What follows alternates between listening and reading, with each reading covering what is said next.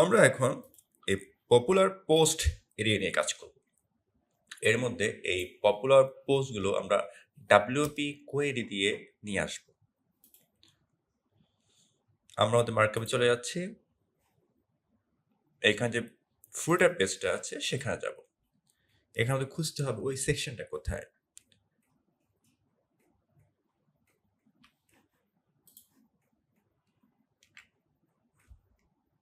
এই যে আমরা পেয়ে গেলাম পপুলার পোস্ট। আমরা এখানে কাজ করব। আর পপুলার পোস্টটাকে আমরা ট্রান্সলেটেবল করে দিব।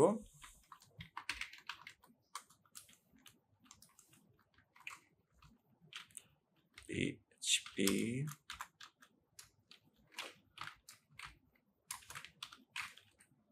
আর এখানে হবে text ডোমেইনটা।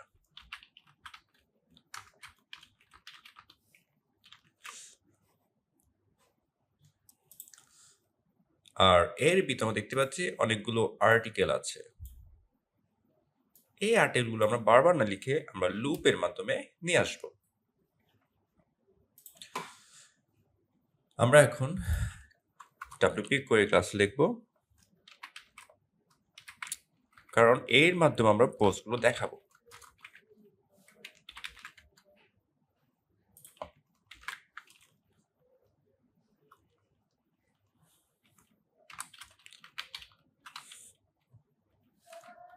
philosophy popular post wp query array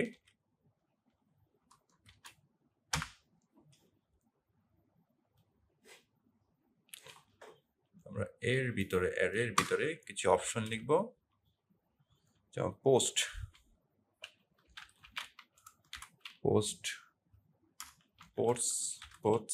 per page. আমরা 6টা পোস্টকে দেখাবো। তারপর আমরা একটা স্টিকি পোস্ট দেখাবো। ইগনোর স্টিকি পোস্ট আমরা 1 দিই, একটা পোস্ট দেখাবো স্টিকি। তারপর আমরা যাচ্ছি কমেন্টের উপর আর ডিপেন্ড করে পোস্টটা আগে দেখাবে। যা যত কমেন্ট বেশি হবে সেটা তত আগে দেখাবে। এই জন্য আমরা যে অপশনটা ইউজ করবো অর্ডার বাই কমেন্ট কাউন্ট।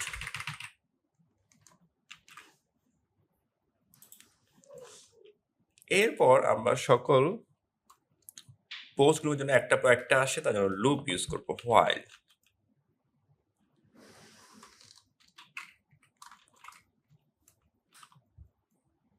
আমাদের হচ্ছে এই ভ্যারিয়েবল এর ভিতরে কোনো পোস্ট আছে কি না। হ্যাঁ, পোস্ট।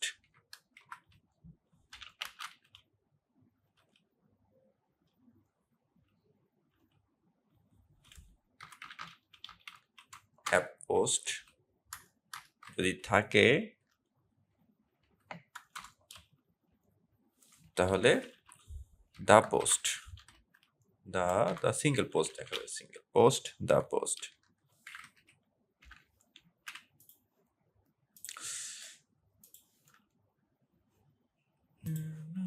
এবার আমরা এখানে পিএইচপি ক্লোজ করব, দেন স্টার্ট করব। এর ভিতরে আমরা সেই আর্টিকেল পোস্টকে বলে দিব, এই যে আর্টিকেল।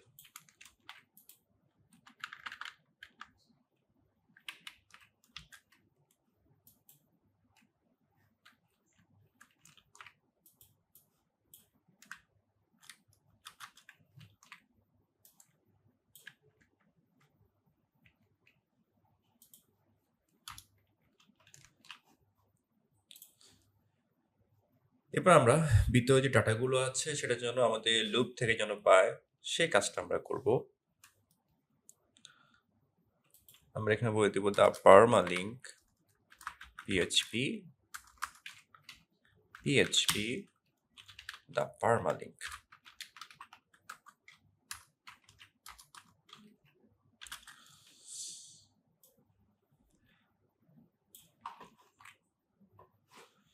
আর ছবির জন্য আমরা যে কাজটা করব, আমরা আর ডাইরেক্টরি থেকে ছবি চাই না, একদম আমাদের ড্যাশবোর্ড থেকে চাচ্ছি, ওয়ার্ডপ্রেসের ড্যাশবোর্ড থেকে। সেজন্য আমরা ইউজ করব দা পোস্ট থাম্বনেল।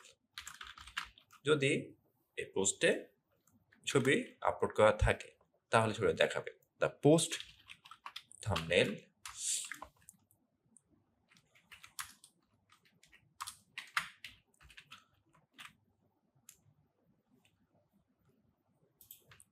দ্য পারমালিঙ্ক, আর এটা হচ্ছে সেই পোস্টটার title, the title.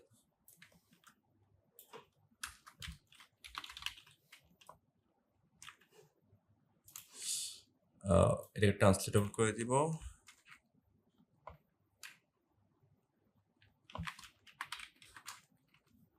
PHP E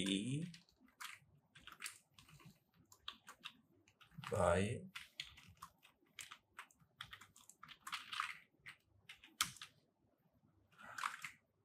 এখানে হচ্ছে টেক্সট ডোমেন ফিলোসফি।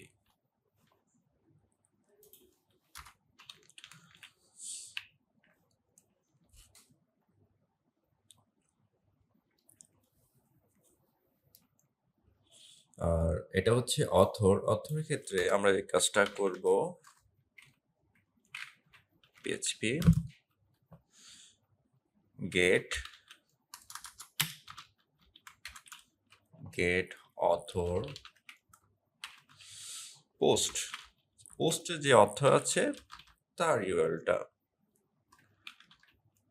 যেহেতু আমরা এটাকে গেট করেছি সেক্ষেত্রে আমাদের ইকো করতে হবে ইকো, আর সবচেয়ে ভালো হয় এসকেপ করে নিলে, তো এটা সিকিউরিটি থাকে। ইউআরএল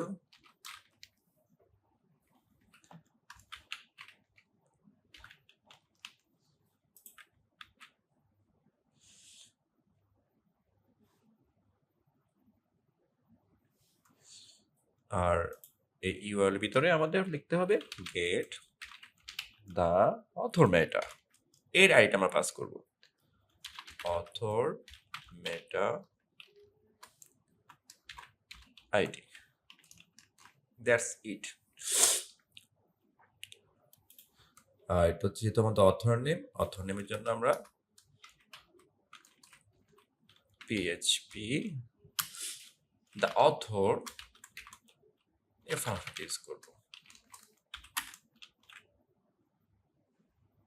আর এখানে আমরা যে কাজ করব ডেটের ক্ষেত্রে যে অনটা সেমভাবে ট্রান্সলেবল করে নিচ্ছি।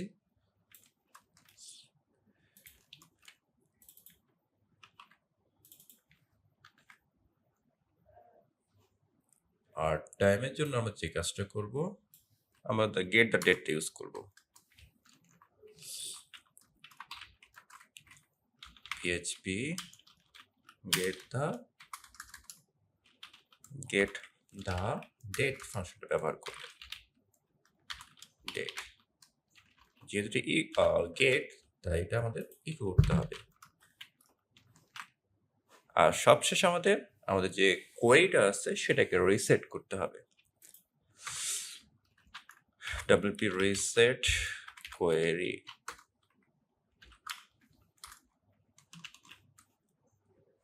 আমরা সবগুলো আর্টিকেল কেটে দিব।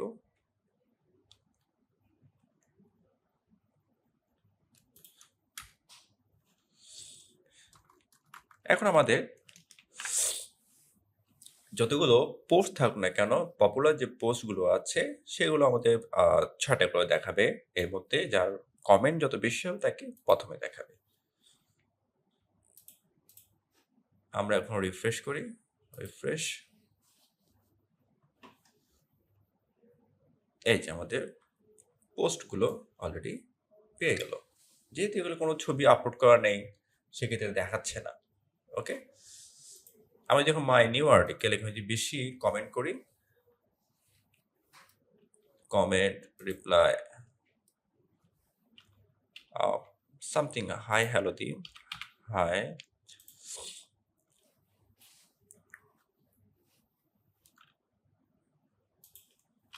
this is nice article,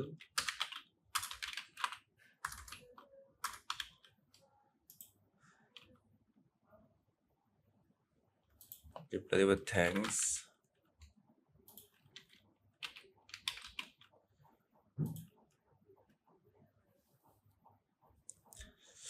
তা দেখতে পাচ্ছি আমরা কয়েকটা কমেন্ট করলাম। এই কমেন্টের ভিত্তিতে আমাদের যেহেতু এটা এই পোস্টে অতিরিক্ত কমেন্ট করা হয়েছে, মানে বেশি করা হয়েছে, সেক্ষেত্রে পোস্টটা আগে দেখা।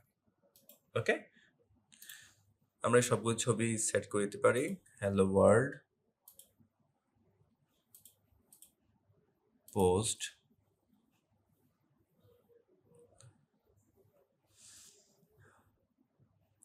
Hello world. আমাদের ফিচার ইমেজ আমরা সেট করে দিব, আপডেট।